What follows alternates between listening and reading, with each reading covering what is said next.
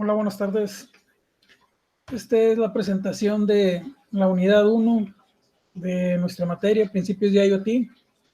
Y bueno, se refiere principalmente a todo lo que son los conceptos básicos de electrónica para poder entender después lo que vamos a programar con lo que son estos dispositivos que automatizan sensores, alarmas y bueno, una infinidad de dispositivos.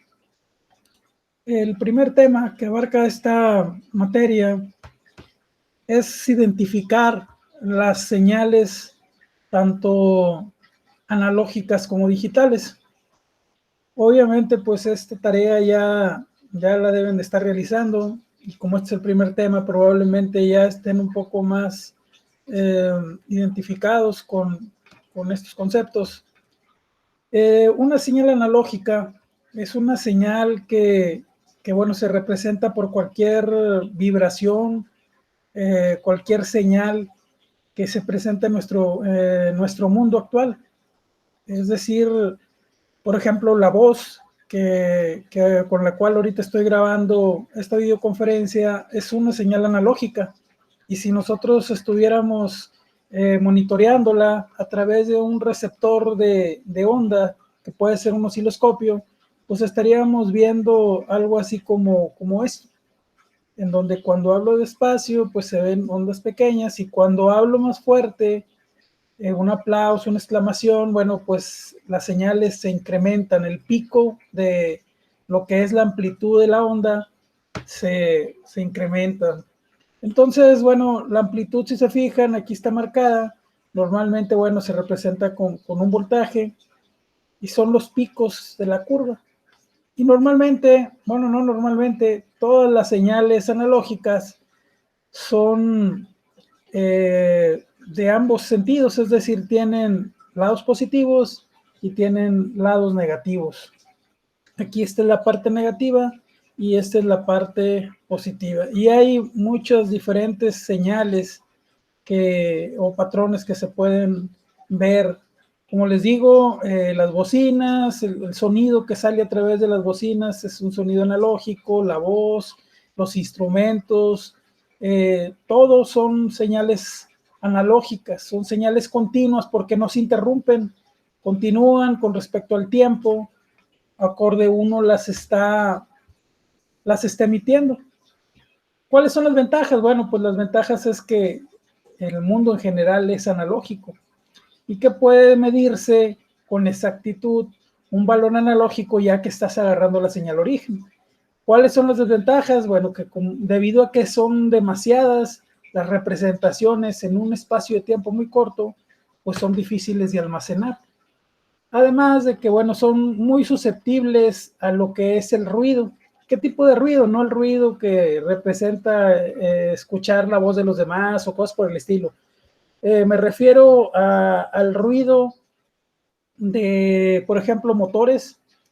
Si nosotros estamos cerca de un refrigerador, este emite ondas electromagnéticas, ondas de radiofrecuencia, y estas señales se adhieren a la señal analógica que se está emitiendo. Es decir, si yo estoy hablando y de repente se escucha por ahí o tengo a un lado mío un motor que está vibrando, bueno, a la hora de que yo estoy hablando, pues la voz a lo mejor ustedes la van a escuchar normal.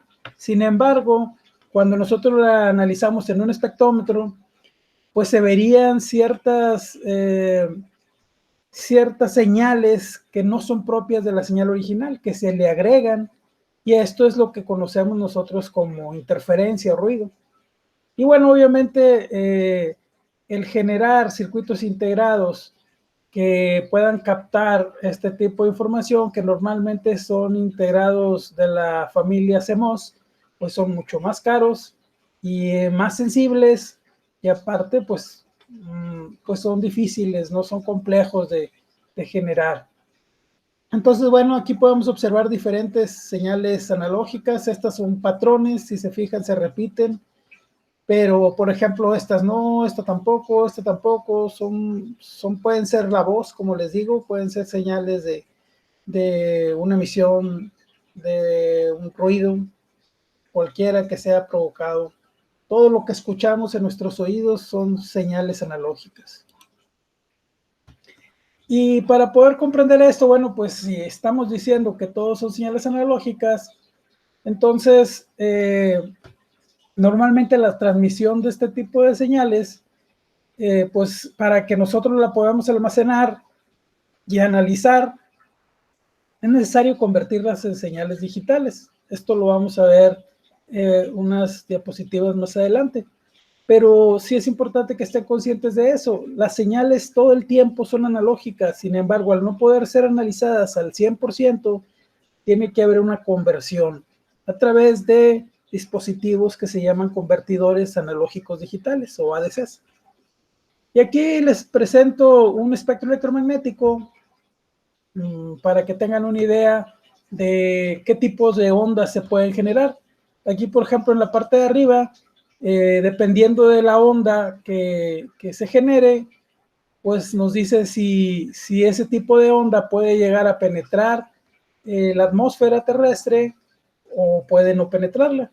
Y bueno, va de ondas mucho más grandes a ondas muy, muy, muy pequeñas, como son los rayos gamma. Las ondas más grandes, pues son las ondas de radio, que estamos hablando de que tienen una longitud de 10,000 metros o de 10 megas. Entonces, esos 10,000 metros es el tamaño físico de la longitud de onda a esa frecuencia tan baja. Y si la comparáramos nosotros del tamaño que es esta señal, que es una frecuencia muy baja, pues estaríamos hablando del tamaño de un edificio. Es decir, son señales muy, muy, muy grandes. Y su frecuencia, bueno, estaríamos hablando del orden de los 100 megahertz, que es 10 a la 4, le agregamos 4 ceros, son 100,000. Eso estamos hablando de que son 100 megahertz. Y en cuestión de lo que son las temperaturas de radiación, bueno, pues en realidad no son tan intensas. El color negro representa que no son tan intensas. Y bueno, hasta cierto punto tampoco son frías, ¿verdad? Como lo vamos a ver en las siguientes señales. Entonces, bueno, este tipo de ondas normalmente son ondas de radio, lo que viene siendo las señales de amplitud modulada o las transmisiones de AM. Y esas señales, al ser muy, muy grandes, pueden viajar a mucha distancia. Sin embargo, son muy susceptibles a rebotar. Es decir, si estamos hablando de que hay una señal muy, muy grande y viene y topa en este edificio, al ser muy grande, pues no puede pasar. Y al no poder pasar, entonces se regresa. Y si se regresa en el mismo sentido de donde está siendo emitida, pues entonces va a cancelar las señales que están llegando y se va a eliminar. Entonces, estas señales viajan mucho, pero siempre y cuando no se topen con una loma o con algo que las absorbe y las obstruya, pues hasta ahí van a llegar. Y bueno, sí, como se fijan, sí puede penetrar la atmósfera terrestre. Después nos vamos a lo que vienen siendo las microondas. Las microondas son señales, si se fijan, que no pueden penetrar la atmósfera. Estamos hablando de una longitud pues muy, muy pequeña, de 10 a la menos 2. Ahorita les voy a pasar una diapositiva en donde van a venir la terminología para no confundirlos desde ahorita. Y la frecuencia, bueno, pues estamos hablando de aproximadamente 10 nanómetros, que es 10 a la menos 9, que se posiciona aquí, esa es la frecuencia. Entonces, bueno, son ya no tan grandes, estamos hablando del tamaño de un cuerpo humano y conforme va avanzando, pues se va haciendo el tamaño de una mariposa. Pues una mariposa estamos hablando de no sé, pues 10 centímetros tal vez. Y conforme va avanzando, pues obviamente la señal se va haciendo más delgadita. Si se fijan, aquí está muy gruesa y luego se va haciendo más delgada y luego más delgada, más delgada, más delgada, hasta llegar acá, que en realidad pues esta es una representación porque los rayos simplemente no se vería, parecería aquí una sola línea hacia arriba, pero en realidad serían muchas que están juntas. ¿Y cómo se van desplazando? Bueno, el tipo de radiación, las ondas más frecuentes vendrían siendo las señales de radio, las señales de microondas, las señales de infrarrojo, que si se fijan tampoco pasan lo que es la atmósfera terrestre o la ionosfera, como se le conoce, pero conforme van avanzando se vuelven tan delgadas que sí alcanzan a penetrar. Sin embargo, otra vez, al sobrepasar lo que viene siendo las unidades o la frecuencia de 10 a la 15, entonces ya no penetran esas capas. Y aquí está la relación de cómo se va haciendo cada vez más pequeña la señal. Aquí, cuando eran microondas, era el tamaño de una mariposa. Después, las señales infrarrojas, pues son el tamaño de la punta de una aguja. Las ondas visibles, pues son de los protozoos, que son organismos unicelulares que se encuentran adentro del cuerpo o en descomposición. Los rayos ultravioleta, los rayos X, si se fijan, cada vez se van haciendo más pequeñitas. Los rayos ultravioleta son del tamaño de una molécula. Una molécula, pues, es la composición de los elementos. Y después los rayos X, estamos hablando de los átomos. Acuérdense que según la teoría de Bohr, que ya está en desuso, pero que podemos agarrar de referencia, pues los átomos son las partículas que no se pueden dividir de un elemento. Y por último tenemos ya lo que es los rayos gamma, equivalente a un núcleo atómico. Cuando nosotros utilizamos rayos X, cuando nos lastimamos y vamos al hospital a que nos hagan una radiografía, imagínense el tamaño de las ondas tan pequeñas que puede penetrar el cuerpo humano. Entonces, bueno, obviamente no es muy recomendable que te hagan rayos X al cerebro, porque, bueno, solamente que sea necesario, pero hay otros tipos de sistemas que podrían analizar, como un TAC. ¿Por qué? Pues porque te penetran, y es el debate que hay con respecto a lo que son las señales que utilizan los celulares, que en realidad estamos hablando que los celulares están en el orden de los 5.4 GHz a los 12 GHz, que vienen siendo también las señales satelitales donde envían, pues, lo que son los canales de televisión y cosas de ese tipo. Hay mucha controversia de qué tanto nos puede afectar el hecho de estar usando esta tecnología que constantemente nos está penetrando. Es decir, nosotros estamos hablando del celular y esa señal está viajando y está atravesando las paredes, está atravesando las personas que tengo aquí a mi lado, me está atravesando a mí mismo, porque las señales son omnidireccionales, es decir, viajan en todos los sentidos, no nada más hacia uno solo, no son unidireccionales. Entonces están constantemente penetrando, y luego hay muchas personas que dicen, que científicos, que cuando nosotros traemos el celular siempre en la bolsa, bueno, corremos el riesgo de que a la larga podamos quedar estériles. ¿Por qué? Tanto mujeres como hombres, pues el hecho de que esté radiando esa frecuencia tan alta en los órganos de reproducción puede afectar a largo plazo y puede hacer que después, pues, no podamos tener hijos, ¿verdad? Entonces, bueno, la frecuencia, como se dan cuenta, va aumentando, y también la temperatura, en este caso, bueno, pues va aumentando, pero va aumentando y se va haciendo más fría. Por ejemplo, aquí estamos hablando de 1 grado Kelvin, que es el equivalente a menos 272 grados centígrados, y conforme va avanzando, pues puede llegar hasta 10 millones de grados Kelvin, que ya serían un aproximado también.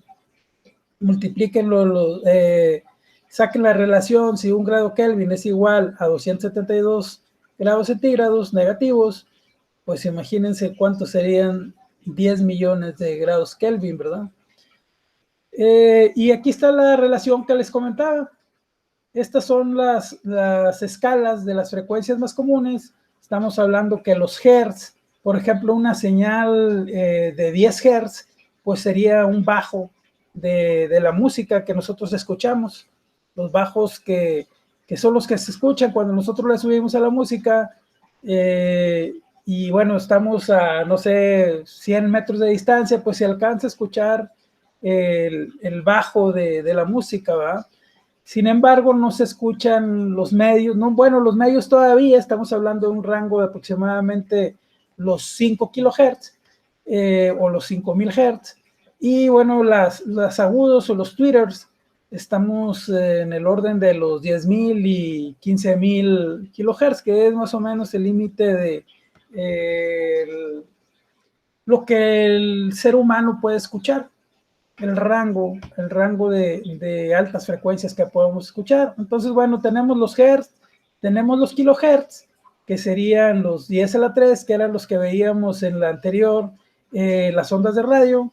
Acuérdense que cuando estamos en AM dicen a 2500 kilohertz o a 1000 kilohertz. Bueno, esa es normalmente la frecuencia de transmisión. Tenemos los megahertz, que es 10 a la 6, que eso es frecuencia modulada, que también son ondas de radio que llegan mucho más lejos. No sé si se han podido apreciar que la frecuencia modulada algunas veces la podemos escuchar desde otras distancias. Bueno, esto es porque son más fáciles de que reboten la ionosfera, y las señales al viajar hacia arriba topan, y bueno, van de regreso, y esa misma señal puede llegar mucho más lejos, puede llegar a rebotar varias veces. Si el segundo rebote topa en agua, vuelve a subir, vuelve a reflejarse, vuelve a topar en la ionosfera, vuelve a bajar, y puede llegar a alcanzar miles de kilómetros. Son lo mismo que las comunicaciones de radio.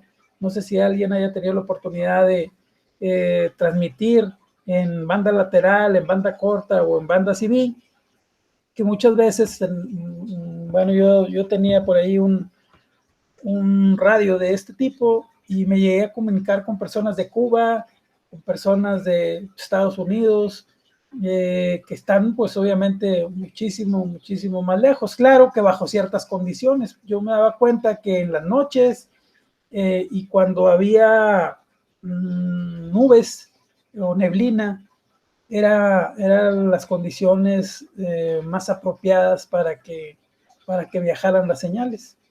Entonces, bueno, estamos hablando de los gigahertz, que los gigahertz pues ya son señales de satelitales, como les decía, señales de celulares, los terahertz, los petahertz, los hertz,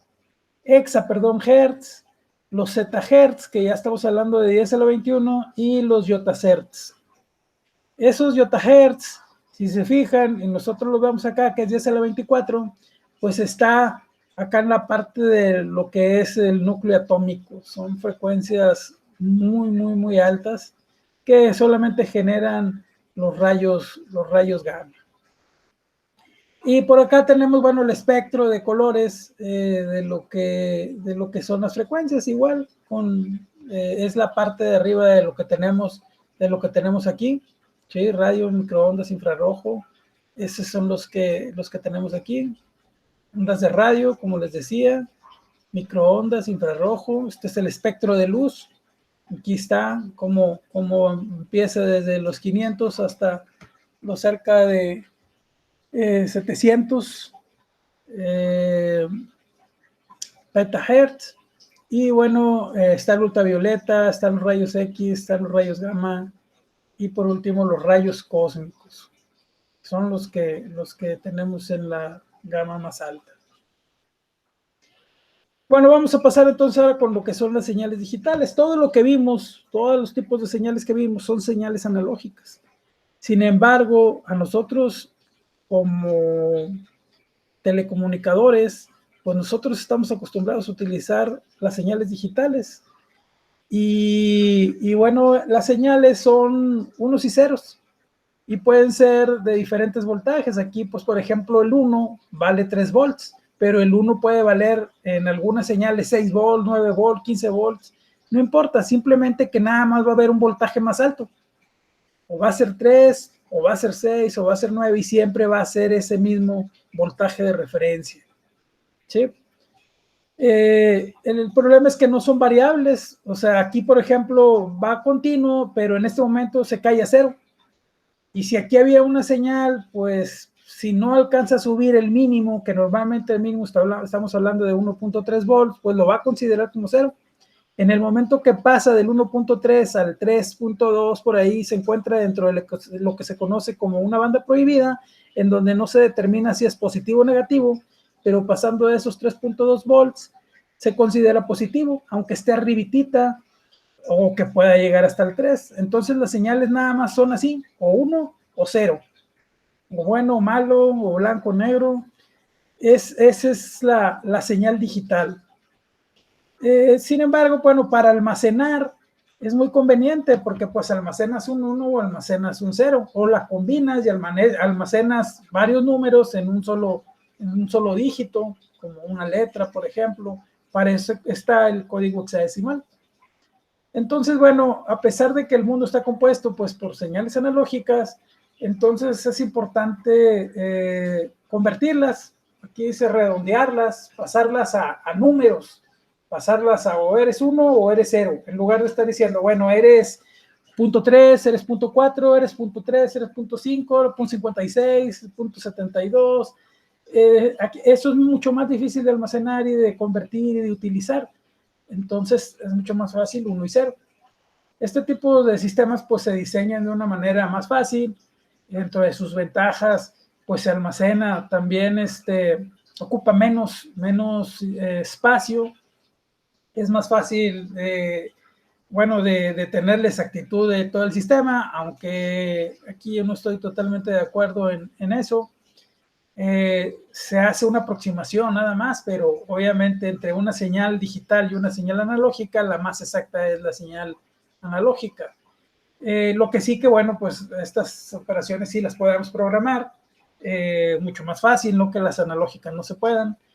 Son más resistentes al ruido, es decir, aquí sí se le pegan las mismas señales que veíamos en el ejemplo anterior de un motor, una señal de celular que va pasando por ahí por otra señal analógica y que se le pega, se le añade, pues es más difícil que se le va a pegar aquí, se va a hacer a lo mejor un poquito más gruesa la línea, pero no importa, no va a afectar, pues es un 5 o es un 3 o es un 1.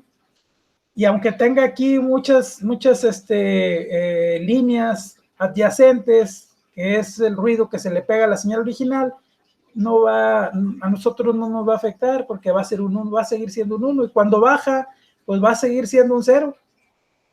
Entonces es más difícil de controlar el ruido. Y bueno, los circuitos digitales obviamente pues son el principio de señales digitales, se manejan unos y ceros en todos, entonces es mucho más fácil programarlos y son menos susceptibles a los ruidos. La tecnología TTL pues es la tecnología que utilizan este tipo de circuitos integrados. ¿Cuáles son las desventajas? Bueno, como les digo, pues el mundo real es analógico, cualquier sonido que se emite es analógico. Y la desventaja es que también se conlleva un tiempo en el procesamiento de las señales, es decir, en convertir una señal analógica a digital, pues se desperdicia un cierto tiempo. Entonces, acuérdense que las señales digitales normalmente son referencias del tiempo con respecto a un voltaje, como se representa en esta señal. Y bueno, ¿cómo se hacen las conversiones? Bueno, aquí tenemos una señal digital en punteado y una señal análoga en continuo, que en realidad pues eso podría ser una analogía de cómo son realmente. Si yo quiero convertir esta señal análoga a digital, pues entonces estaría convirtiendo el promedio de esas señales, de tal manera que de aquí a aquí para mí serían a lo mejor 3 volts, y luego de aquí hasta aquí arriba pues serían 3 volts todavía. Al pasar de un cierto voltaje hasta este pico, pues serían 6 volts. No importa que suba más, sigue siendo 6 volts.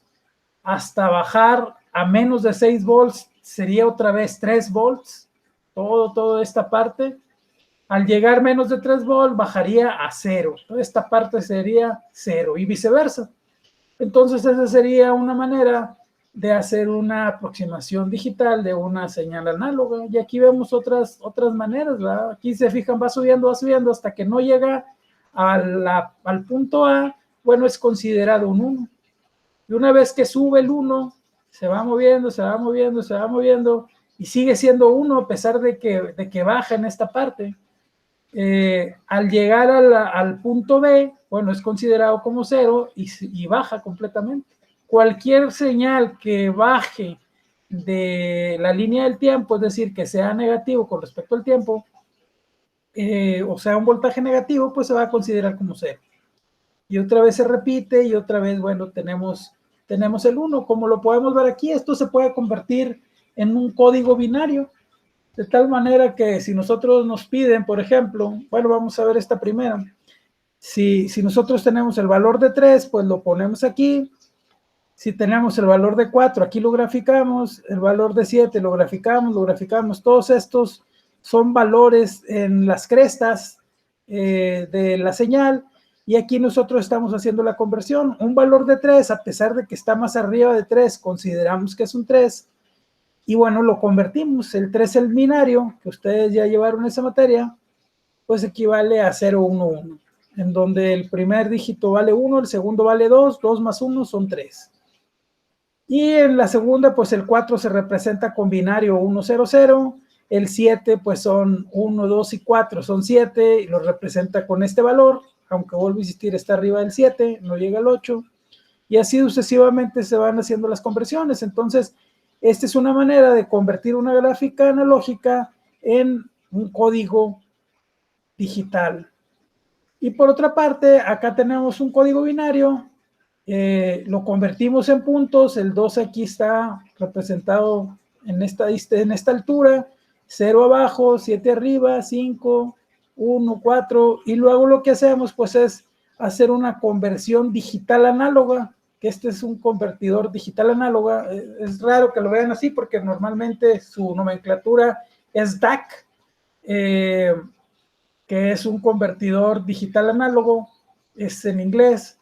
La mayoría de estas conversiones no se traducen al español, pero bueno, alguien le puso ahí CDA, convertidor digital análogo, pero en realidad es DAC. Y bueno, aquí, si se fijan, pues representa el 2, el 0, el 7 en señales digitales, y de aquí lo transforma a una señal análoga, tratándole de hacer lo más parecido posible. Se fijan, ahí va representando esta parte de arriba. Esa es la manera en cómo en el mundo en que actualmente vivimos, se manejan las señales digitales y las señales análogas. Y les voy a poner una comparación. Ustedes no les alcanzó, de eso estoy seguro, no les alcanzó los primeros celulares que salieron, que de hecho transmitían con una señal análoga. Y bueno, esas señales se escuchaban perfectamente, eran una réplica exacta y original de la voz de las personas cuando tú los oías hablar en celular. Es decir, te marcaban una persona que no conocías y la escuchabas, y bueno, colgabas, y cuando la veías en persona se escuchaba exactamente igual que como la escuchaste en el celular. ¿Por qué? Porque las transmisiones eran en forma análoga y era una réplica, entonces era la voz original. Actualmente todas las señales de celular y todos los celulares utilizan un convertidor analógico digital, de tal manera que ahora todas las señales son procesadas y convertidas antes de ser enviadas. Y muchas veces nosotros estamos hablando con una persona en estos tiempos, y de repente, bueno, pues terminamos de hablar y luego vamos y la vemos en vivo y nada que ver con la voz que se escucha en la realidad con la voz que nosotros estamos escuchando a través de una computadora, a través de un video, a través del celular. ¿Por qué? Porque ya estas son sacadas a través de promedios. Por ejemplo, imagínense que esta es una señal de voz. Aquí lo está desplegando y esto es lo que manda en realidad. Manda un comparativo que es aproximado, pero que no es la señal original. Entonces ahí es donde nosotros podemos notar la diferencia entre una voz analógica y una voz digital. Y bueno, aquí está un pequeño resumen de las ventajas y las desventajas de lo que son los dos tipos de señales. Ahorita en la actualidad pues estamos hablando que todas las señales ya son digitales, pero en realidad son convertidas de señales analógicas. Y bueno, aquí nos vamos, se dividen en dos los tipos de señales, análogas y digitales. Las análogas, bueno, aquí hubo un error, estas son desventajas, ahorita las vemos. ¿Cuáles son las ventajas? Pues las ventajas son que pues el mundo real es análogo y que son exactamente idénticas a los valores originales. Son continuas, es decir, no se cortan como los digitales, que de repente es 1 y luego baja completamente a 0, sino que aquí va bajando poco a poco, como se ve en la figura, y va haciendo una señal original. Entonces son señales continuas, se representan obviamente a través de estas señales con indicadores proporcionales. Y bueno, pues es un intervalo continuo de valores. ¿Cuáles son las desventajas? Como ya les había comentado, la dificultad de almacenarlas, es decir, ocupan mucho espacio y que son muy susceptibles al ruido. Aparte, lo que comentábamos ahorita, bueno, son difíciles de manipular, de hacer circuitos que utilicen señales de este tipo. Como les había dicho, pues los CMOS son los que pueden hacer guardar esta información, pero son caros y es difícil de encontrarlos aparte porque se dañan muy fácilmente. Y bueno, estas son las características de las señales digitales. ¿Cuáles son las ventajas? Bueno, pues se almacena fácilmente, se diseñan fácilmente, pues aquí está. Son resistentes al ruido, las interferencias que se le agregan no le afectan. Se tiene una facilidad para tener precisión, es decir, aquí es 1 y es 1, aquí es 0 y es 0, es decir, son precisas en ese sentido. Y bueno, pues sobre todo que se pueden programar. Sin embargo, pues son variables discretas, es decir, no son continuas, y bueno, se representan con binarios. ¿Cuál es la desventaja? Pues la desventaja es que el mundo no es digital, que siempre tiene que estarse convirtiendo y que solo es una referencia de las señales reales. Y bueno, la desventaja que yo les había indicado, pues es el tiempo que conlleva el intercambio o el cambio de analógico a digital, que es un tiempo que en realidad no es mucho, pero es tiempo a final de cuentas, que se tarda uno en hacer esa conversión. Eso sería con respecto al tema de las señales analógicas y digitales. Con respecto a la parte de la ley de Ohm, pues la ley de Ohm está muy amplia. Aquí vemos resistencias, cargas, y vamos a empezar por identificar primero qué es una carga eléctrica. Una carga eléctrica puede ser, o normalmente se divide en dos: cargas eléctricas positivas y cargas eléctricas negativas. Las cargas neutras no son cargas eléctricas, puesto que no tienen carga. Y bueno, son una propiedad de la materia, es decir, todos los elementos, absolutamente todos los elementos, tienen cargas, o son cargas positivas o son cargas negativas, y aparte tienen la propiedad de, como aquí viene, pueden adquirir cargas dependiendo de si se encuentran en interacción con otras sustancias o elementos de la propia materia. ¿Cuáles son los tipos por los que yo puedo hacer que un cuerpo adquiera una carga? Bueno, los métodos más comunes es el de frotamiento, el de contacto y el de inducción. El de frotamiento, pues es cuando, por ejemplo, yo agarro un globo. Yo ya sé que todo el mundo ha visto este experimento.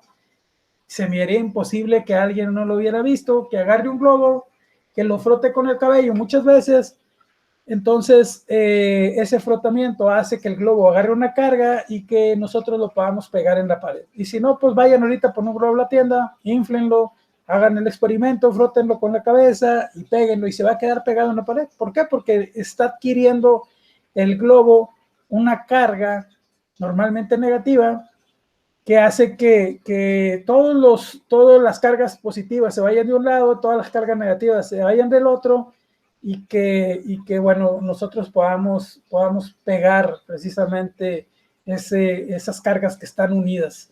La otra es por contacto, es decir, cuando hay cuando tenemos un saludo, por ejemplo, ese podría ser un buen ejemplo, que nosotros saludamos a alguien y esto se presenta más cuando está nublado, que el aire es más ralo y que se presentan, las cargas se ionizan con nuestra ropa, no con nosotros, con nuestra ropa, sobre todo si es ropa de franela, cosas de ese tipo.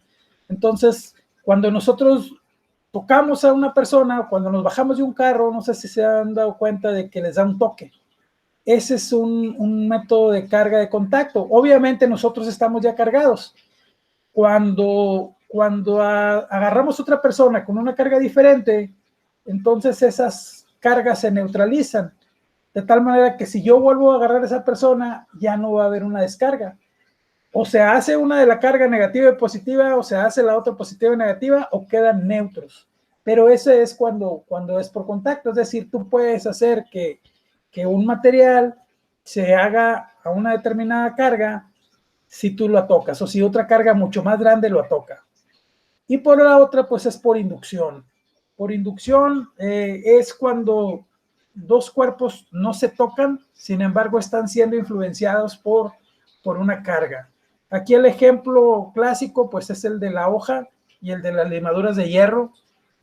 Por la parte de abajo agarramos un imán y sin que se toque el imán, yo puedo estar atrayendo las limaduras de hierro a través de la hoja, ¿no? Esos son experimentos que yo estoy seguro que los vieron en secundaria o en primaria. Y bueno, la otra pues son las cargas que ya poseen de antemano los elementos. Normalmente los elementos que por naturaleza son negativos es porque tienen un exceso de electrones. Y los elementos que tienen una carga positiva es porque tienen un déficit de electrones, es decir, tienen más protones que electrones. Y bueno, ¿qué es una corriente continua? Existen dos tipos de corrientes, la corriente continua y la corriente alterna. Y hay que aprender a diferenciarlos muy, muy bien. La corriente continua son todo lo que tiene un positivo y un negativo. Siempre que ustedes vean una pila y que vean un positivo y un negativo, como en todas estas pilas que están aquí vemos un rojo y un negro. Normalmente el rojo es el positivo, el negro es el negativo, y en todas estas pilas van a poder apreciar en las cuadradas, por ejemplo, un positivo y un negativo, en las redondas, en las le llaman de pastilla, como son estas de reloj, que normalmente utilizan los relojes, una SR232 es la más común. Aquí también tienen la parte de arriba, donde están las letras, es positiva, y la parte de abajo es negativa. Todo lo que tiene pilas y polaridad es corriente continua o corriente directa. Y ahí pues no giran, siempre son en un mismo sentido y siempre el positivo va a ser positivo y siempre el negativo va a ser negativo. A diferencia de lo que es una corriente alterna. La corriente alterna se puede decir que es muy parecida a las señales analógicas, es decir, pueden tener un lado positivo y también al mismo tiempo tener un lado negativo en un intervalo de tiempo. No pueden ser dos en el mismo intervalo de tiempo, ¿verdad? Tiene que ir avanzando y conforme avanza el tiempo, pues se va haciendo más positiva.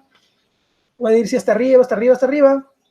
Va a llegar un momento en que va a bajar y cuando llegue a la línea y atraviese la línea del tiempo, pues entonces va a ser una señal negativa. Entonces, se fijan, aquí es positivo, negativo, positivo, negativo, positivo, y así va a ir negativo. Es decir, todo el tiempo está fluctuando entre esos dos sentidos.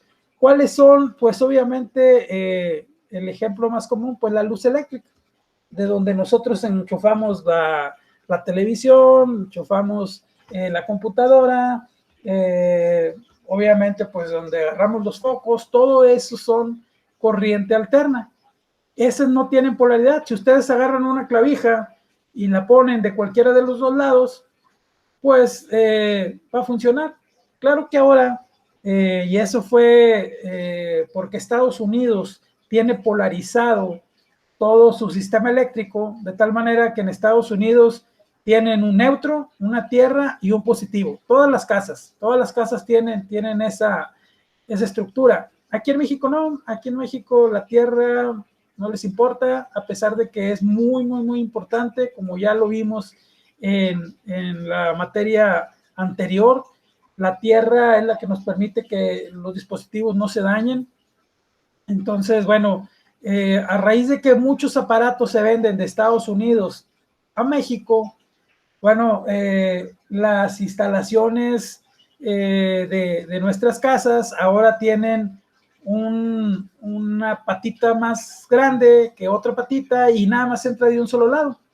Sin embargo, aquí en México muchos aparatos de los que producimos nosotros tienen exactamente la patita igual, las dos patitas son iguales del contacto en donde enchufamos a nuestros aparatos, ¿verdad?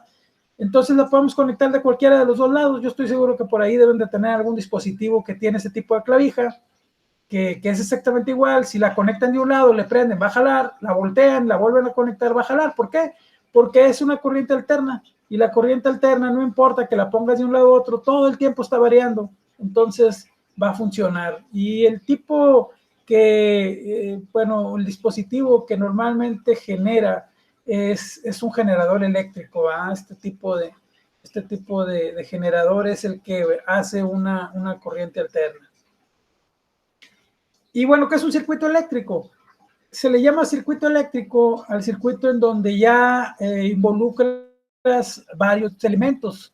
Es decir, ya tiene una fuente, tiene un conductor, probablemente pueda tener algún switch y en algunos casos un fusible y bueno, lo que viene siendo la resistencia, que normalmente es el dispositivo que recibe esa corriente para funcionar.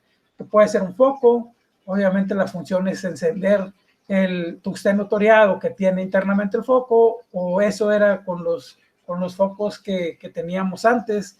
En la actualidad, bueno, tenemos de fluorescentes, entonces ahí en ese caso no se enciende el tungsteno toreado, sino que ahí se ioniza lo que viene siendo el gas que hace posible que estos focos ahorradores o las balastras que tenemos pues se energicen y radien, en este caso pues los lúmenes que nosotros utilizamos como luz. Entonces los principales elementos pues son esos, ¿verdad? La resistencia, esta es su simbología, la fuente siempre tiene, como es directa, pues tiene un positivo y un negativo, y la corriente, que normalmente existe una convención universal que nos dice que la corriente viaja del negativo de la pila hacia el positivo. Pero en realidad eso es solamente una nomenclatura para el análisis, porque igual, pues la corriente puede ir del positivo al negativo, del negativo al positivo, ¿verdad?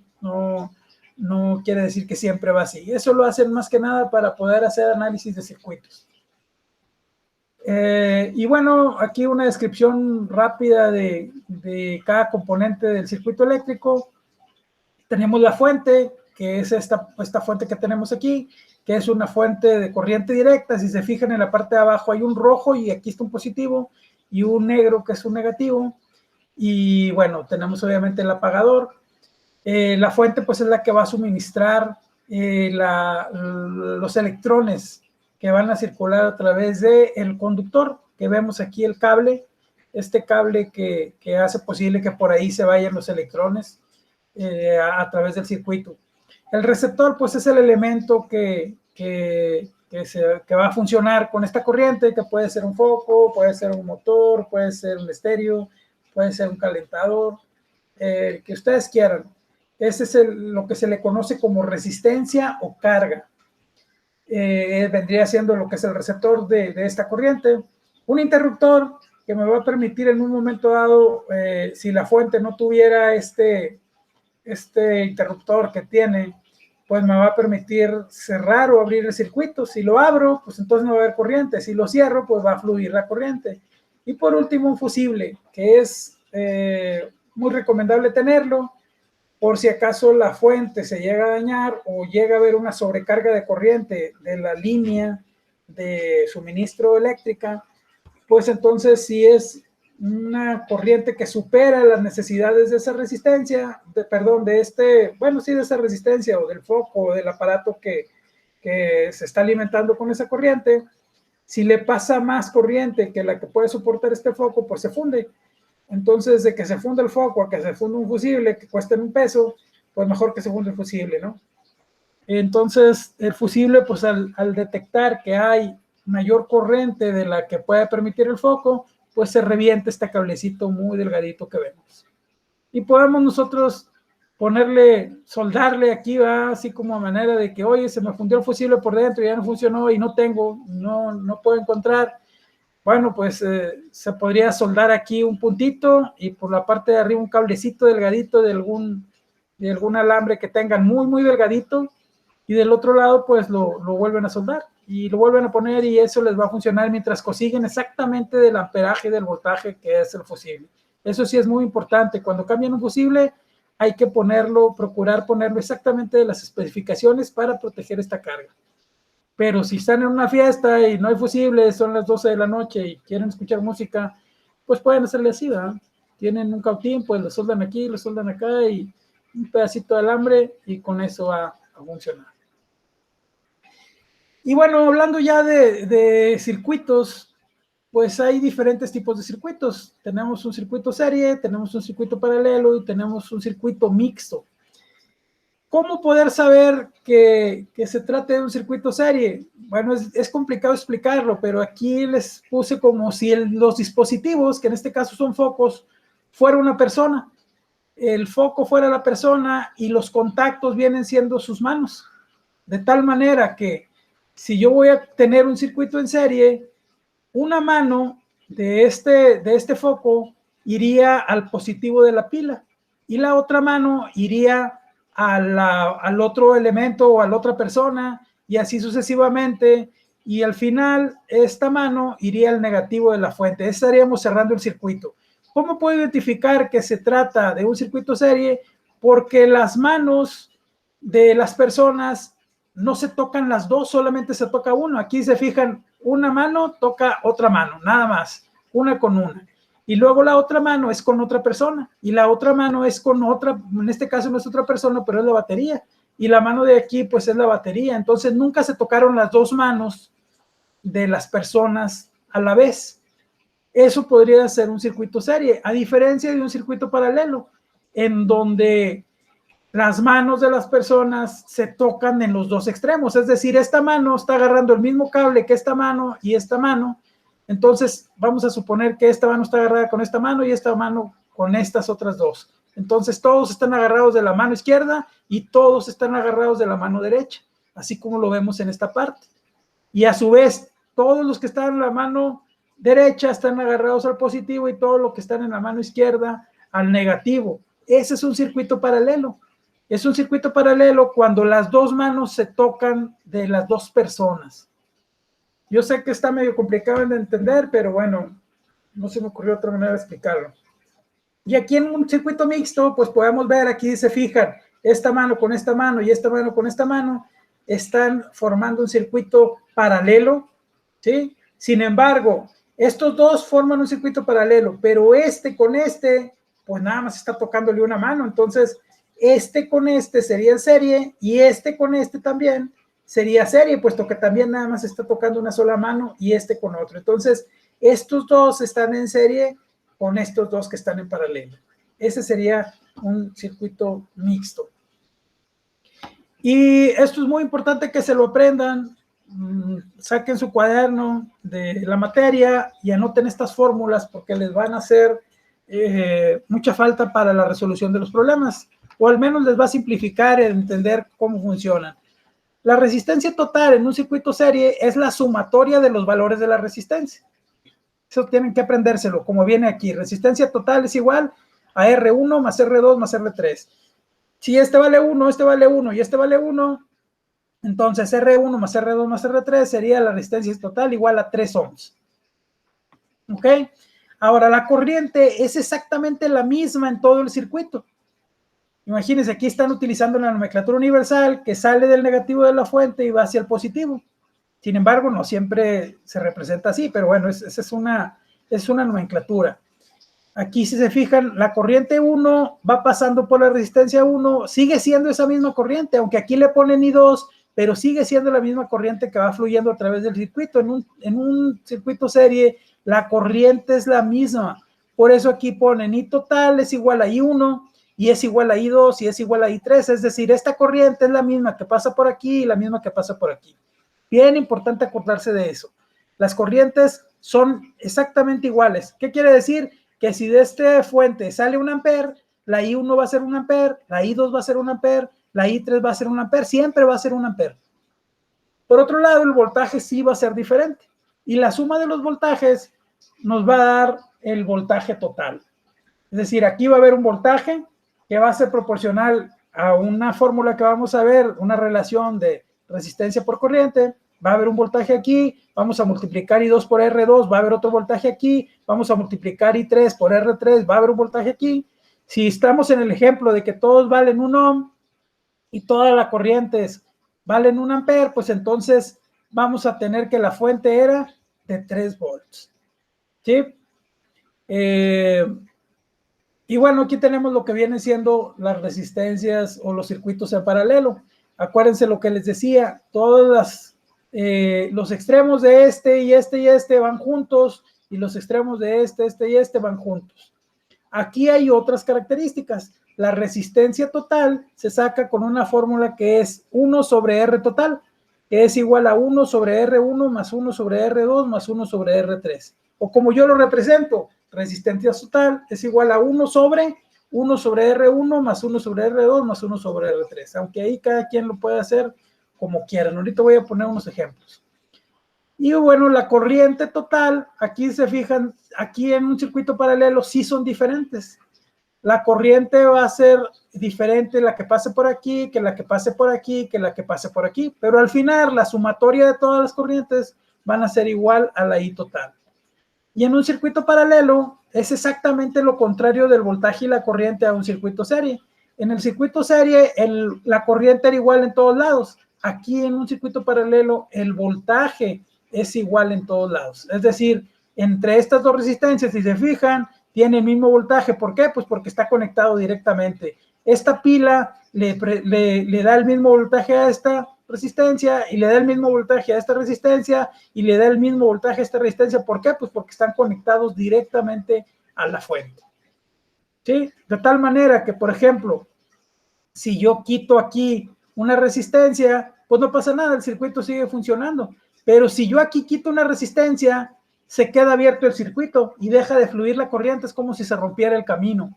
Entonces, en un circuito serie, todas las resistencias deben de funcionar. Si se rompe una, se abre y ya no jala. Entonces, el circuito se interrumpe y ya no prendería el foco, por ejemplo. Acá no. Acá sí tenemos un foco, que es la resistencia, otro foco y otro foco. Se funde uno, no importa, porque están agarrando el voltaje directamente y este foco prendería y este foco prendería. Ahora la corriente se dividiría entre estas tres, ¿verdad? Pero el voltaje sigue siendo el mismo. Y vamos a ver lo que es la intensidad de corriente eléctrica. La corriente eléctrica está definida como el paso o el flujo de electrones a través de un material conductor, que en este caso es nuestro cable, ¿sí? Y se define también como el transporte de cargas eléctricas de un punto a otro. En este caso, siempre las cargas eléctricas, lo que hace posible ese movimiento son los electrones. Nunca los protones, mucho menos los neutrones, que se encuentran estos dos en los núcleos de los átomos de los elementos. Los que se desplazan siempre son los electrones que se encuentran en las órbitas, que según esto, ¿verdad? La teoría de Bohr, que bueno, ya después averiguarán que ya no es ya no es verdad esa teoría. Pero bueno, aquí pues los electrones son los que, eso sí sigue de todas maneras vigente, los electrones son los que hacen posible el flujo de cargas o el flujo de corriente. Entonces, bueno, se mide en amperes y normalmente se representa por la letra I, como ya lo veíamos ahorita, ¿verdad? Todas estas I's pues son corrientes eléctricas. Después tenemos lo que es el voltaje. El voltaje pues se identifica como una diferencia de potencial que existe entre un elemento que normalmente es una pila, y hay muchos tipos de pilas, pero la mayoría de las veces estamos hablando de que son sustancias, ¿sí? Como el níquel cadmio, no sé si ustedes hayan escuchado, mercurio, son diferentes tipos de sustancias que hacen posible que unas cargas se vayan para un lado y otras cargas se vayan para el otro, y que el flujo de corriente, si se fijan aquí también otra vez están representando el flujo de corriente del negativo al positivo, pues internamente esas sustancias hacen que haya cargas negativas y cargas positivas. Entonces es la diferencia potencial que hay entre los dos bornes o las dos terminales de la batería, y se le reconoce como fuerza electromotriz o diferencia potencial, y se simboliza con la letra B, y su unidad es el volt. Acá pues que digamos que se simboliza con la I, y su unidad son los amperes. Y por último tenemos la resistencia. Como su nombre lo indica, la resistencia es una oposición natural al paso de la corriente. Es decir, la corriente, si no tuviera esa resistencia, fluiría al 100% a través de ese conductor. Sin embargo, todos los materiales presentan una cierta resistencia que hace que la corriente fluya o que fluya menos corriente de la que debe fluir. Por ejemplo, en una batería, si yo quiero alimentar un LED y el LED consume muy poca corriente, y si yo no le pongo ninguna resistencia eléctrica, entonces llegaría toda la corriente al LED y lo fundiría. Entonces, pues para evitar este tipo de problemas, yo pongo una resistencia que me limite el paso de corriente, que fluya muy poquita corriente, pero que sea la necesaria para que no se funda mi LED y que pueda prender bien. Entonces las resistencias son importantes, puesto que me van a permitir que no se quemen los dispositivos que yo voy a conectar a ellos. Y se simboliza con la letra R, y su unidad es el ohm o la omega. Y aquí vienen todas las fórmulas que vamos a utilizar dentro de todos los problemas. Se los quise poner de esta manera.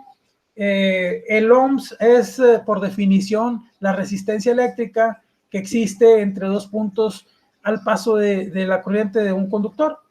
Y bueno, dice ahí que cuando una diferencia de potencial constante de 1 volt se aplica entre dos puntos, entonces se produce una corriente de intensa, o sea, una corriente de intensidad o una corriente de 1 ampere.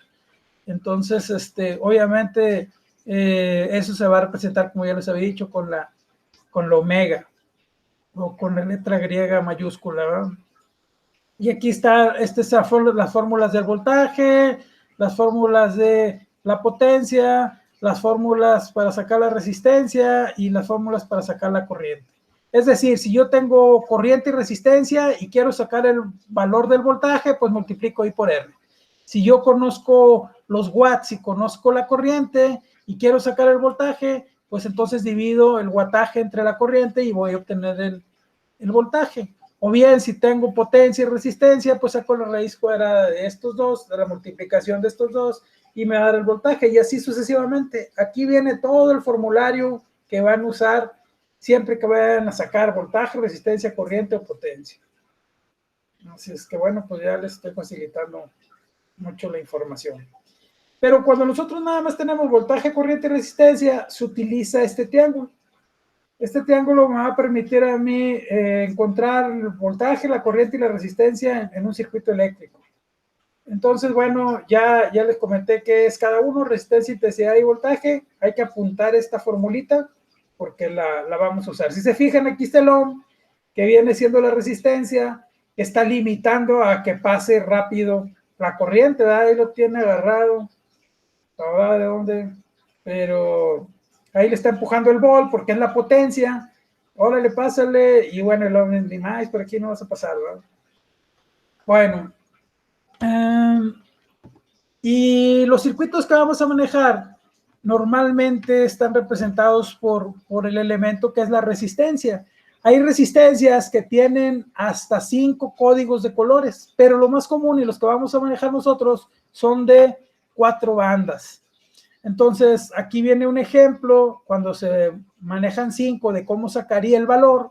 Si fuera rojo, amarillo, morado, es naranja y cafecito o marrón, bueno, pues sería 247,000 o 247 mega ohms. Y también debe tener una tolerancia que es del 1%, significa que su valor va a fluctuar entre 247,000, hay que sacarle el 1%, y eso va a ser el más menos. Ahorita lo vamos a hacer de ese valor. Serían los valores que se considerarían dentro del parámetro normal. Y bueno, aquí vamos a ver un ejemplo de 4 bandas, que son normalmente las que vamos a usar. Y bueno, ¿cómo se lee una resistencia? Las primeras 2 bandas me van a indicar una cifra, es decir, las voy a juntar. Por ejemplo, en este caso tenemos una resistencia, el primer color es rojo y el segundo color es amarillo. Entonces yo los voy a juntar y me va a formar una cifra. ¿Cuál va a ser esa cifra? Pues 24. La tercera banda me va a indicar cuántos ceros le voy a agregar a ese valor. Si yo, por ejemplo, tengo el color verde, me voy aquí a mi tabla y veo que el verde vale 5, entonces le voy a agregar 5 ceros. Entonces tengo 24, le voy a agregar 1, 2, 3, 4, 5, y ya tengo el valor de mi resistencia, que en este caso sería de 2400 megas. ¿Sí? Y bueno, después la última banda me indica la tolerancia. La tolerancia es el porcentaje dentro que la resistencia está dentro de los parámetros acordados. Ahorita les voy a explicar por qué. Aquí dice que la resistencia es más menos 5%. Entonces yo tengo que hacer la multiplicación de 2,400,000 por el 5%. Voy a sacar ese valor y se lo voy a sumar y se lo voy a restar a mi valor original. Entonces, aquí, por ejemplo, podemos observar que son, si son 2,400,000 y está aumentando a 2,520,000, estamos hablando que son 120,000 más 1,200,000, el 5%.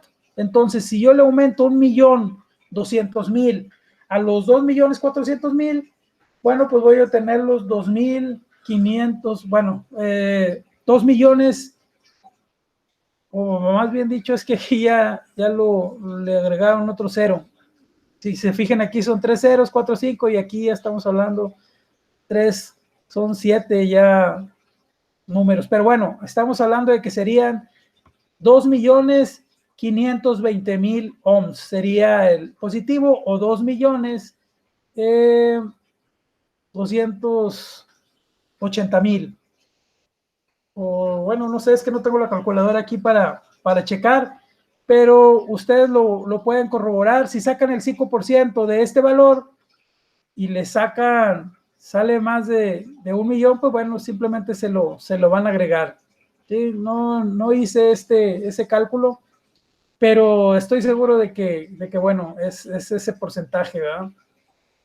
Sacan este valor y sacan el más menos de eso, y se lo agregan, se lo suman y se lo restan, y eso van a ser los valores máximos y mínimos.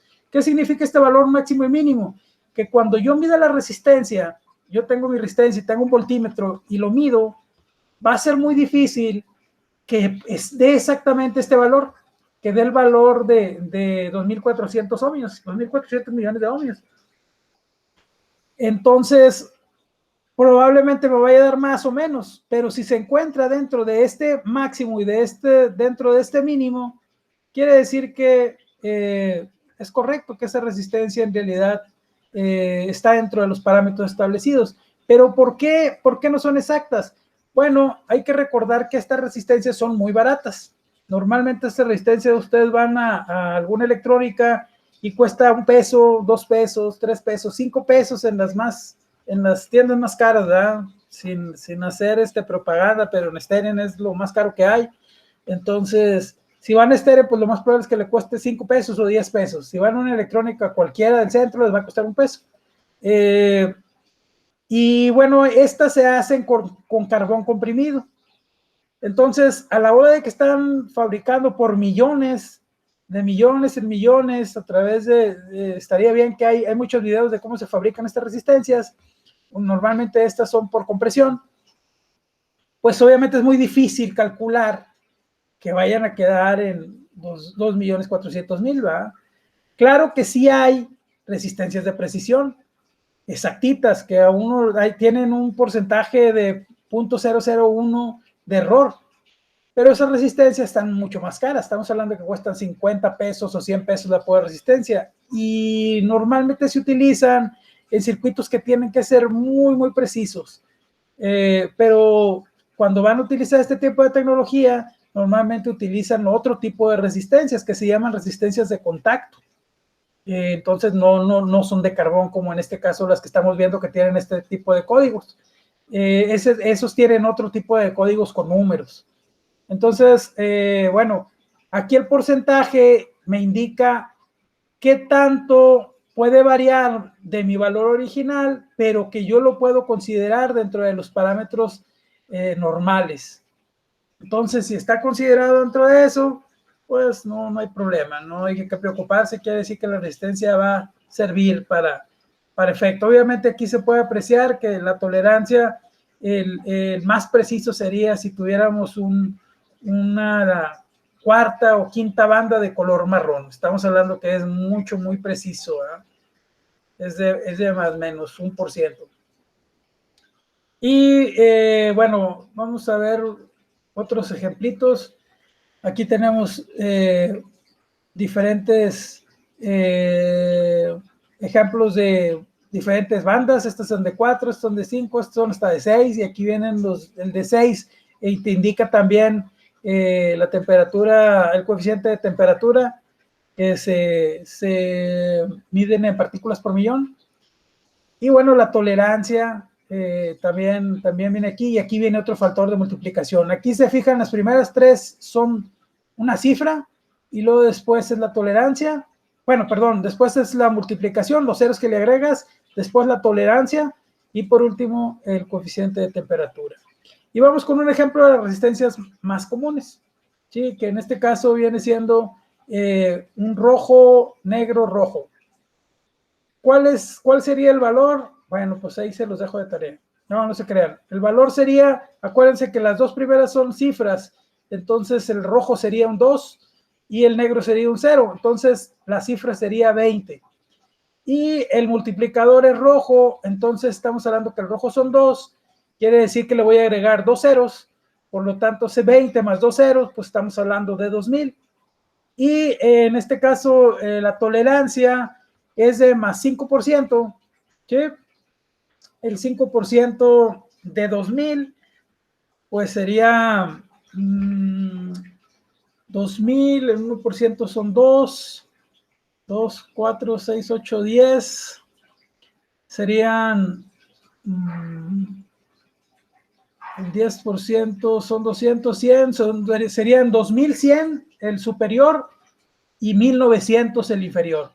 De tal manera que si se encuentra dentro de ese parámetro, no tiene que ser 2000, pueden ser 2090 o pueden ser 1980, y va a estar dentro de los parámetros que están contemplados. Entonces quiere decir que la resistencia funciona y es correcta.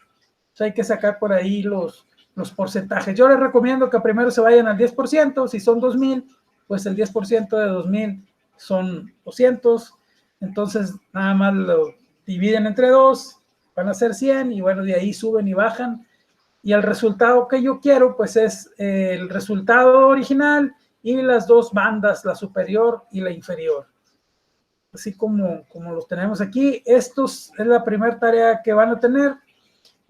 Van a sacar los valores de estas resistencias. La primera es azul, rojo, verde, con tolerancia de Noro. está dorado, es 5%. El segundo ejemplo es rojo, morado, verde y es color plata, es decir, el 10%.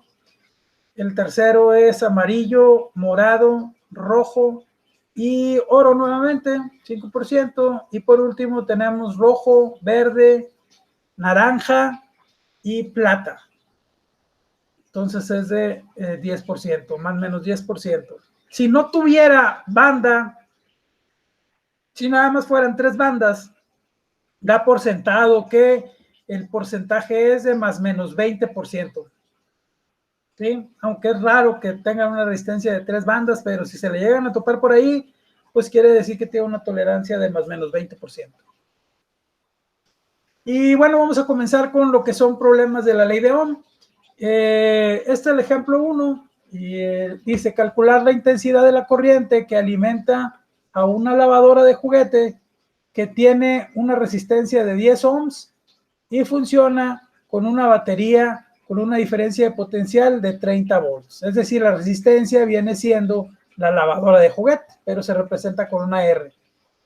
Y bueno, aquí si se fijan, aquí el flujo lo está poniendo al revés, va de positivo a negativo. Nuevamente les repito que puede ir en cualquier la dirección, simplemente que la nomenclatura oficial dice que es de menos a más. Y la interpretación en una fuente, el positivo es la raya más grande y la raya más pequeñita es el negativo. Siempre va a ser así. Entonces váyanselo aprendiendo. Si yo agarro la ley de Ohm, que es esta, el triángulo de la muerte, y quiero determinar la corriente, si se fijan, aquí me está pidiendo la corriente, lo único que tengo que hacer es tapar la I con la mano, tapen la I y van a dejar B sobre R. Y esa va a ser la fórmula que van a utilizar. Aquí viene, hay que calcular la corriente, entonces B sobre R es igual a 30 volts entre 10 ohms y me va a dar 3 amperes. Entonces, se fijan, muy fácil, utilizo el triángulo, tapo la I, se queda nada más la B que está arriba y luego hay una división y luego la R, entonces la fórmula es esa, B sobre R. Y bueno, pues esa es una manera muy fácil de calcularla. Tenemos otro problema, dice, calcula el voltaje entre 2 puntos del circuito de una plancha por el que atraviesa una corriente de 4 amperios y presenta una resistencia de 10 ohms. La plancha pues es esta resistencia y representa, esa plancha pues representa 10 ohms de resistencia. Entonces, para encontrarlo, lo único que tenemos que hacer pues es, dice que hay que calcular el voltaje, agarro mi triángulo, tapo la B, si se fijan, si tapo la B quedan al mismo nivel la I por R, quiere decir que la I se va a multiplicar por la R, y bueno, aquí tenemos la fórmula, despejando, B es igual a I por R, sustituimos el valor de la corriente, que es igual a 4 amperes, sustituimos el valor del voltaje, que es igual a 10 ohms, 4 por 10 son 40 volts. Entonces la respuesta va a ser 40 volts, que son los que atraviesan entre los dos bornes de la plancha o los dos puntos externos de la resistencia. ¿Sí? Si fijan, con este triángulo, bueno, pues no tengo ni siquiera que aprender a despejar, lo único que tengo que usar la mano es para poder tapar la letra que voy a encontrar. Tenemos un último ejemplo, calcule la resistencia atravesada por una corriente con una intensidad de 5 amperes y una diferencia de potencial de 11 volts. Entonces dice, calcule la resistencia. ¿Qué voy a hacer? Voy a tapar la resistencia, la tapo con una mano y entonces me queda el voltaje en la parte de arriba, una línea y una I. Entonces quiere decir que para poder calcular la fórmula es B sobre I. El voltaje vale a 11 volts, la corriente vale 5 amperes y la resistencia entonces que va a pasar, o la resistencia que le va a proporcionar esa prohibición al paso de la corriente va a ser de 2.2 ohms. Entonces, bueno, si se fijan, pues la ley de Ohm con este triángulo pues es muy fácil. La tarea número 2, todas estas tareas que les estoy encargando son las tareas que van a ir dentro del saber hacer. Pues son esos problemas, ¿verdad? Me brinqué el 6 ahí, pero bueno, estaba ya involucraba potencia y todavía no veíamos potencia. Entonces, por eso lo eliminé. hay que hacer estos problemas de tarea y agregarlos en el saber hacer. Ahora vamos a empezar con lo que son circuitos en paralelo. Esta es una forma de resolverlos. En la siguiente diapositiva es cómo lo resuelvo yo. Pueden utilizar cualquiera de las dos formas o ver videos en YouTube, ¿verdad? Aunque todos, casi la mayoría lo resuelve de esta manera. A mí me gusta resolverla de la otra manera, pero eso ya depende de cada quien. Entonces, este es un circuito paralelo que tiene 3 resistencias y que tiene una fuente de voltaje. La fuente vale 9 volts y la resistencia 1 vale 20 kilo ohms, o sea, 20,000 ohms. La R2 vale 30 kilo ohms o 30,000 ohms. Y la R3 vale 40 kilo ohms o 40,000 ohms. 40 kilo ohms o 40,000 ohms, que no se les vaya a olvidar. Lo primero que nos pide es calcular la resistencia equivalente. Para calcular la resistencia equivalente, que es donde yo difiero en la fórmula, que bueno, a mí se me hace un poquito más fácil, dice la fórmula 1 sobre RE es igual a 1 sobre R1 más 1 sobre R2 más 1 sobre R3. Aquí el autor elimina las K y se las agrega al final. Es decir, sabemos que la K es multiplicar 3 ceros o agregarle 3 ceros a este 20. Pero si yo se lo elimino ahorita, hago con el 20, 30, 40 todas las operaciones y al final le agrego la K o le agrego los 3 ceros, pues es exactamente lo mismo. Entonces, para efecto de hacerlo más rápido, divide 1 entre 20 es igual a 6, 1 entre 30, bueno, perdón, aquí lo que saca es un factor común. Ahí es donde yo difiero, ¿verdad? Aquí saca un factor común, multiplica 30 por 40 y saca 120, lo pone en el denominador y luego hace 120 entre 1 y bueno, saca el valor de 6, 4, 3 y ahorita lo voy a explicar yo a mi manera, ¿verdad? Y luego hace la suma, 13 sobre 120 da el total de 9.23 kilo ohms, ¿sí? ¿Por qué? Porque sale a 13 sobre 120, pero como aquí está 1 sobre RE, entonces divide 1 sobre este resultado y le sale a este voltaje. Y después dice calcular la intensidad del circuito. Entonces, bueno, la corriente, acuérdense que maneja, si nosotros tapamos la corriente aquí es voltaje sobre resistencia, ya tengo la resistencia total, que es 9.23 kilo ohms, y tengo el voltaje total, que es 9 volts, tapo la corriente, me queda tapo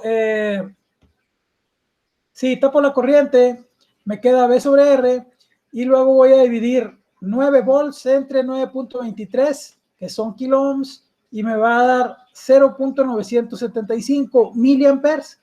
¿Por qué? Porque aquí son kilo ohms, entonces hay que agregarle 3 ceros en la parte de abajo, que es lo mismo que si tuviéramos 9,230, 9 entre 9,230 me va a dar 0.0000975 amperes.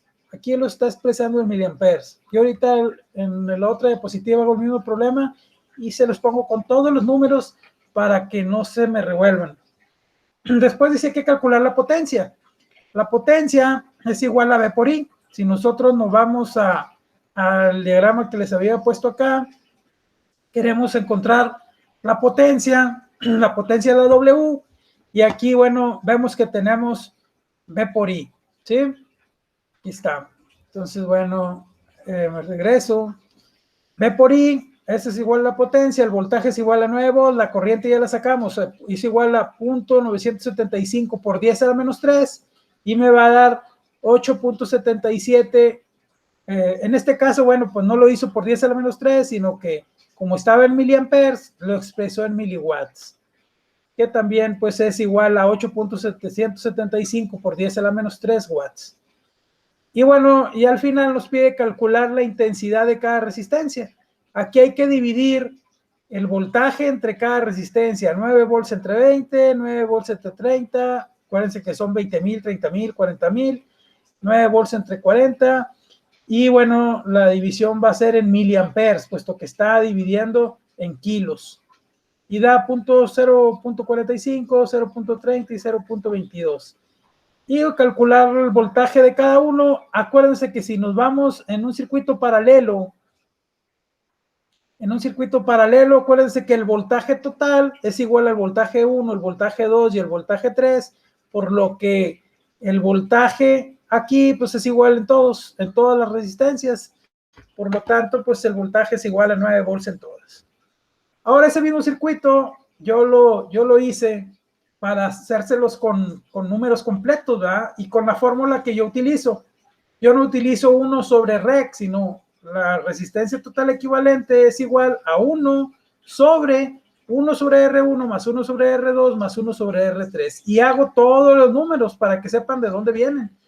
Entonces aquí hago 1 sobre 20,000 más 1 sobre 30,000 más 1 sobre 40,000, lo que nos da 1 sobre 1 entre 20,000 da 0.00005, 1 entre 30,000 0.00003 y 1 entre 40,000 0.00025. Lo sumo todos estos y me da 0.1230 y 1,083. Este punto aquí no sé por qué se fue, pero no, ese punto no existe, ¿verdad? Es 0.001083. Divido 1 sobre eso y me va a dar la misma cantidad que veíamos en el trabajo, 9.23 kilo ohms, 9.23 kilo ohms, pero que yo lo represento como es normal, 9,233 ohms, como lo quieran expresar, ¿sí? Y luego después, en el segundo punto dice calcular la corriente, es voltaje sobre resistencia, 9 sobre los 9,233, ese es igual a 9.74 por 10 a la menos 4. Ese es el valor real, o lo que sería igual a 0.000974 amperes. Si yo recorro este punto 3 lugares, 1, 2 y 3, entonces lo estoy convirtiendo a miliamperes. Y esos miliamperes serían 0.974 miliamperes, como viene en esta parte, ¿verdad? 0.900, aquí salió 75, yo estoy agarrando todos los dígitos, entonces, bueno, sería 0.975 miliamperes, que es exactamente el equivalente a 0.000974. Es muy importante que aprendan la notación científica, chicos, muy importante, que sepan cómo desplazar ese punto tanto a la derecha como a la izquierda, y que puedan ser megas, kilos o milis, nanos, peptas, picos, todo lo que los prefijos que se pueden encontrar. A eso se le llama notación científica. Y estos programas pues se usan mucho así. Después calcular la potencia, ya veíamos que es V por I, 9 volts por 0.00974 amperes es igual a 0.008766 watts. Ese es watt normal, ¿verdad? Pero si yo recorro el punto 1, 2 y 3, entonces va a quedar 8.766 miliwatts, que es de donde sale el 8.775 miliwatts. ¿Sí? Aquí la diferencia, el último dígito es porque, bueno, yo estoy agarrando todos los dígitos. Después, en la número 4, dice calcular la intensidad de cada resistencia, pues es dividir el voltaje, que es el mismo en todas, entre el valor de la resistencia. Aquí 9 entre 20,000 equivale a 0.00045. Si yo lo quiero expresar en miliamperes, perdón, entonces si lo expreso en amperes es este valor. Si lo quiero expresar en miliamperes, recorro 3 hacia la derecha, 1, 2, 3, 0.45 amperes, que es aquí como está, 0.45, perdón, miliamperes. En la segunda es igual, 9 entre 30,000, 0.003 amperes, aquí me faltó la A, o bien, recorro 3, aquí se queda el punto, es 0.3 miliamperes. Y la otra, pues es 9 entre 40,000, sería 0.000225 amperes. Si lo recorro, pues entonces 0.225 miliamperes. Ese es como se hace completo y como nada más pues lo expresó aquí él a través de nomenclatura de notación científica. Y bueno, como les decía, calcular el voltaje de cada resistencia, pues vienen, los voltajes son iguales, entonces si en la fuente es un voltaje total de 9 volts, pues el voltaje en cada resistencia va a ser exactamente el mismo de 9 volts. Y para tarea, esto también hay que agregar otra vez en el saber, son estos dos problemas, ¿verdad? Aquí está el valor de la fuente, son 12 volts, la resistencia 1.8, resistencia 2.4 ohms y la resistencia 3.2 ohms. Y, caray, aquí me faltó el valor del voltaje, es exactamente el mismo, 12 volts. Y bueno, para que no me pregunten, maestro, se le olvidó el voltaje de la segunda, no, es 12 volts. Y bueno, la resistencia 1 vale 10 ohms, la resistencia 2, 14 ohms y la resistencia 3, 20 ohms. Hay que hacer el cálculo de las resistencias equivalentes, el cálculo de intensidad, lo mismo que hicimos en este ejercicio para estos dos circuitos.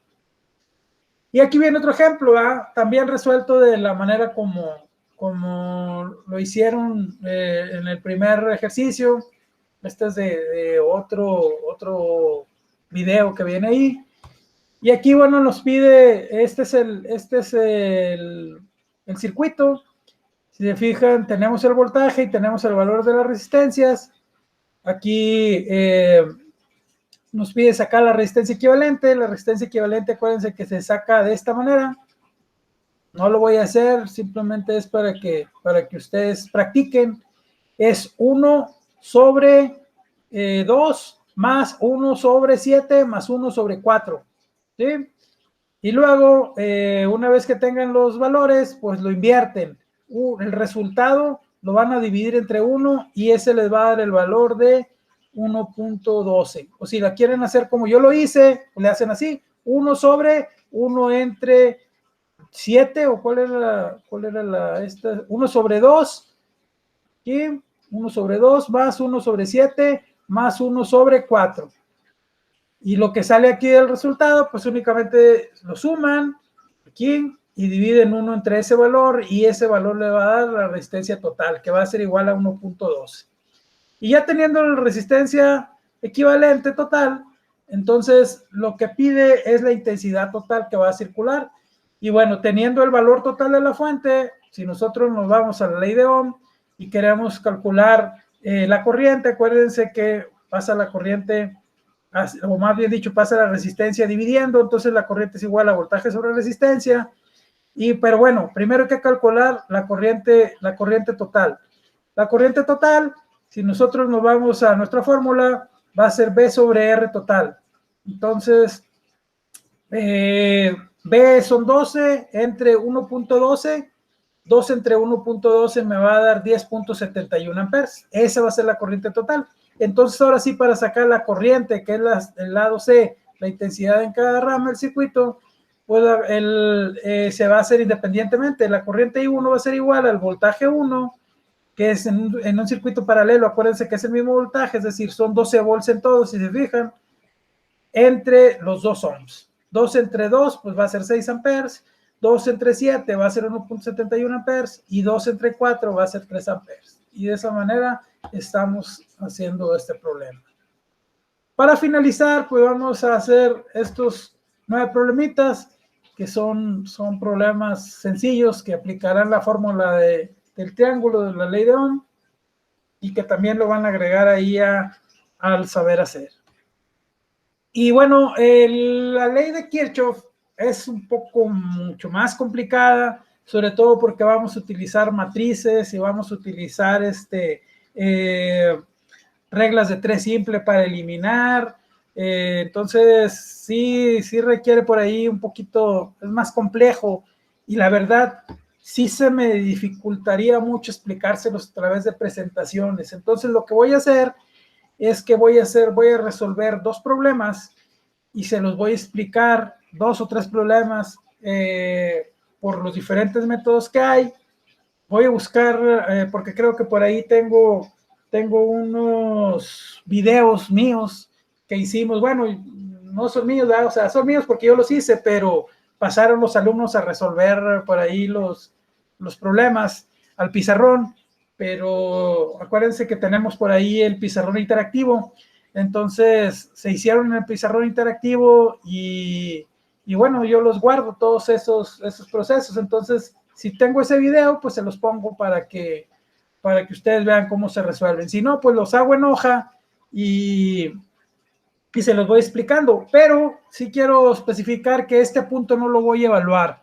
Es decir, no lo vamos a incluir en el saber hacer, simplemente se los voy a explicar para que ustedes sepan cómo hacerlo, pero entonces no me lo van a entregar, entonces ya no tiene nada que ver en lo que van a entregar de la unidad 1, por lo que ya con este video ya pueden perfectamente terminar la unidad 1 y entregarla en el tiempo límite que bueno, ahorita les voy a mandar por ahí un mensajito por WhatsApp en donde les voy a explicar cuál es la fecha final y cuándo hay que entregar esta unidad, ¿verdad? Y pues sería todo con lo que respecta a la unidad número 1. El día que les voy a mandar por WhatsApp, el día que vamos a tener la retroalimentación para las dudas, eso lo vamos a estar viendo ya en el grupo. Sería todo de mi parte, chicos. Muchas gracias y bueno, cuídense mucho. Que tengan buenas noches.